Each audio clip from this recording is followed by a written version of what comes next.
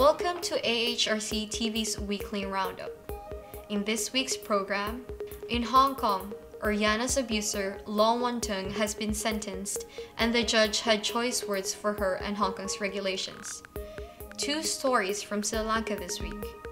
Two men have been killed by police, one who was tortured and one because he was a witness. The AHRC believes the official response is insufficient. Also, the police have uncovered evidence the Navy was involved in disappearance of children between 2008 and 2009. Pakistan brings us its own case of witness intimidation, involving the abduction of a 13-year-old. In India, human rights advocates Thushar Nirmal Sarathy and Jaison Cooper have been arrested as alleged Maoist sympathizers. I am Julia Reblando. We start in Hong Kong, where Wan-tung, the woman convicted for abusing domestic helper Erwiana, has been sentenced to 6 years in prison and a 15,000 Hong Kong dollar fine. The district court judge, Amanda Woodcock, described Law's behavior and attitude as devoid of compassion and contemptible, and opined that a change in Hong Kong regulations might help prevent similar incidents in the future.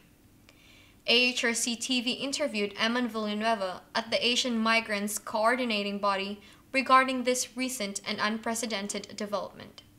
In the Erwiana case, during sentencing, Judge Woodcock opined that if Hong Kong did not have the live-in law, situations or cases like Erwiana's would be less likely to occur.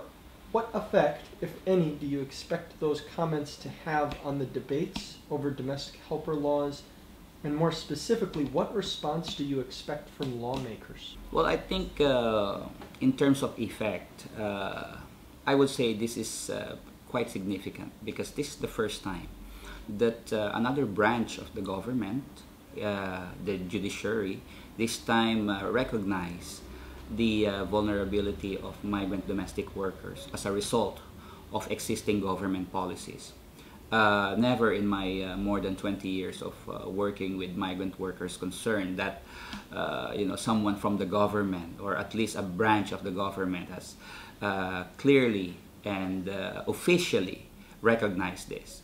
So this can be, for us in the grassroots migrant movement, this is something that we can use to improve and also to further advance our advocacy and campaign to eventually remove the policy of forced live-in.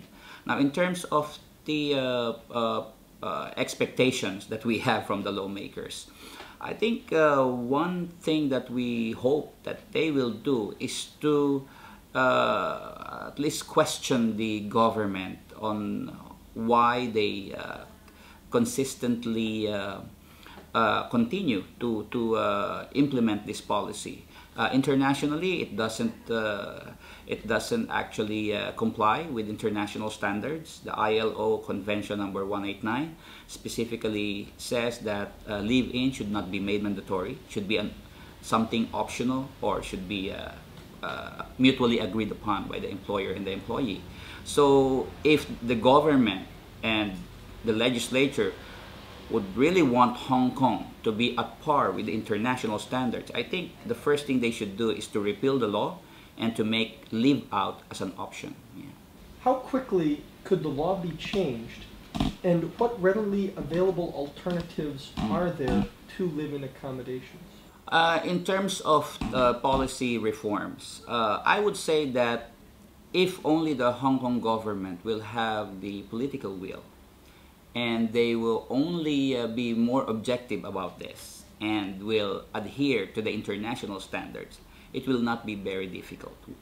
First of all, the live-in policy is not a law. It is just an executive policy. It's a departmental policy which the Executive Council can change if they want. I mean, they can change it tomorrow if they really like to.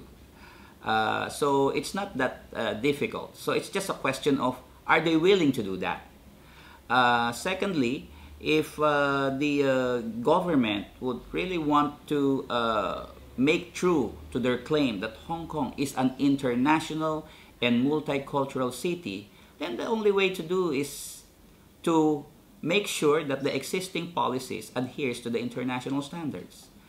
They don't have to ratify if they don't like to, I mean the C-189, but it would be better if they will ratify the Domestic Workers Convention. But even if China and Hong Kong has not yet ratified the convention, they can still follow it as an international standard.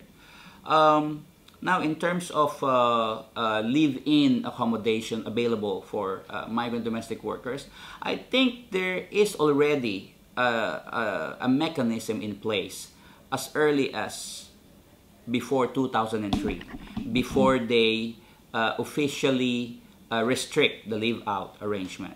Because before 2003, there is already a live-out arrangement. So migrant workers are already able to find their way to, smaller flats, reasonable accommodation with reasonable privacy, some place where they can rest, but some place that the employers can also afford. So this, I think, is already there. It's just a matter of, will the government allow us to live out and will not treat us like criminals if we do live out?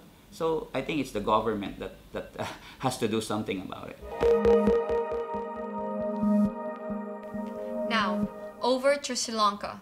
2 men have been killed in related incidents. The first, 34-year-old Lian Ara Chilage, Samantha, was arrested and tortured by police in public on February 19th.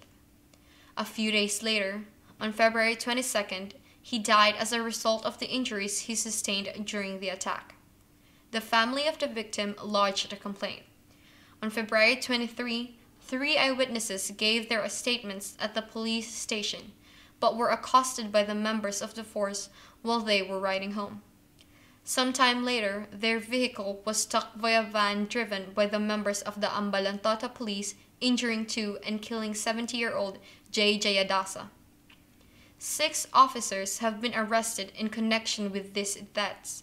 However, the AHRC is concerned the officer in charge is not being held accountable by either arrest or suspension for the actions of the man he supervises.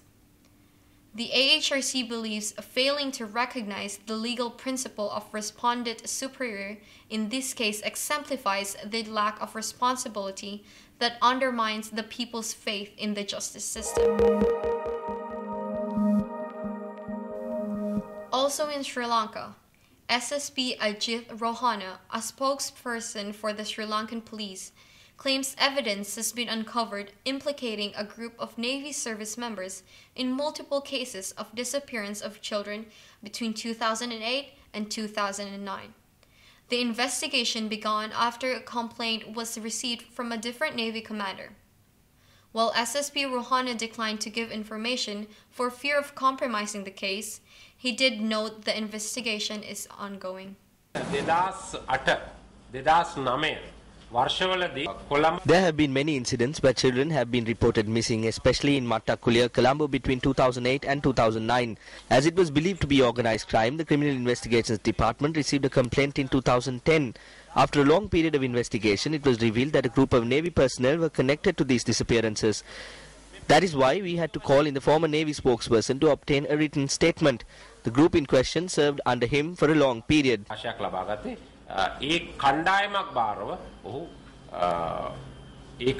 සේවය කරලා තියෙනවා. ඒ කණ්ඩායම් පැහැරගෙන කරපු කණ්ඩායමක් පාරවද මේ දසනායක මහතා ඉඳලා තියෙන්නේ. දැන් ඒ සිද්ධියට අදාළ කියන තොරතුරු ලැබිලා තියෙන ඒ කණ්ඩායමක අධීක්ෂණ නිලධාරියා හැටියට කටයුතු කරලා තියෙනවා. මේ සුදුවෑන්නේ කාලේ තිබ්බ මේ බීතිකාවට සම්බන්ධ කාරණයක්ද? ඔව් වෑන් රථ වලිනුත් රැගෙන ගොස් තිබෙනවා වෙනත් ආකාරයකටත් රැගෙන ගොස් තිබෙනවා. ඒ ඒකකේ කොහෙද තිබිලා තියෙන්නේ? ඒ ඒකකයේ ත්‍රිකුණාමලෙත් එක් කොටසක් තිබිලා තියෙනවා. මේ කොටු ආසන්න ප්‍රදේශයේත් එහි කොටසක් තිබිලා තියෙනවා. ඒකට මොකද කියලා තියෙන නම මොකද? ඒකට මොකක් සඳහා විශේෂ මෙහෙයුම් ඒකකයක්. ඒත් මේ නාවික හමුදාපති හිටියේ කරන්නකොට මහත්තයා. ඒක ඔහු නොදැනුවත්වද මේක ක්‍රියාත්මක? නෑ අත වශයෙන්ම ඔහු තමයි මේ සම්බන්ධ මුල් තොරතුරු ලබා දීලා තියෙන්නේ. ඔහු ඇයට පැත්තේ ඉන්න කණ්ඩායමක් විසින් මේ ක්‍රියාව සිදු කරනවා.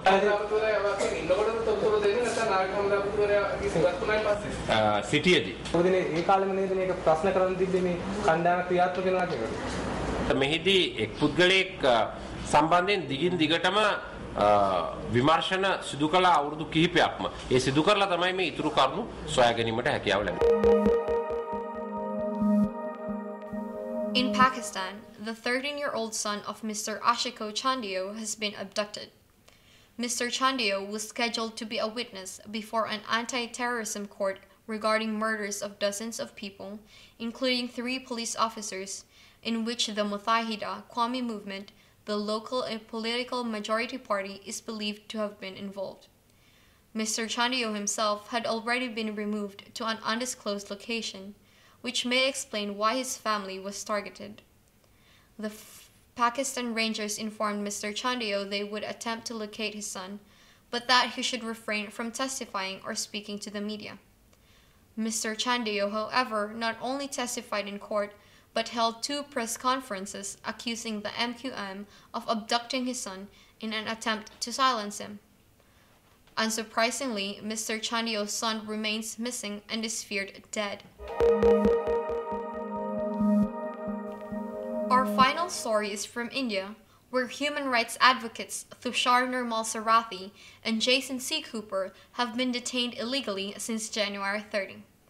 Their arrest follows an emerging pattern of political suppression of human rights workers, where the target is labeled as a Maoist sympathizer and arrested for their views under a draconian interpretation of the Unlawful Activities Prevention Act. This is especially galling because the Supreme Court of India has explicitly stated in the Binayak Sen case that such literal interpretations violates free speech and should not be enforced unless violence or incitement to violence is also a component. It is clear to the AHRC that the UAAP is being intentionally and illegally misinterpreted to fuel a witch hunt against human rights activists. The AHRC calls upon the rest of the government to intervene in the case, release Thushar Sarathy and Jaison Cooper, and drop the frivolous charges against them, and properly address the police targeting of human rights defenders. That is all for this weekly roundup. For more on these and other issues, please visit www.humanrights.asia. Thank you for watching and see you next week.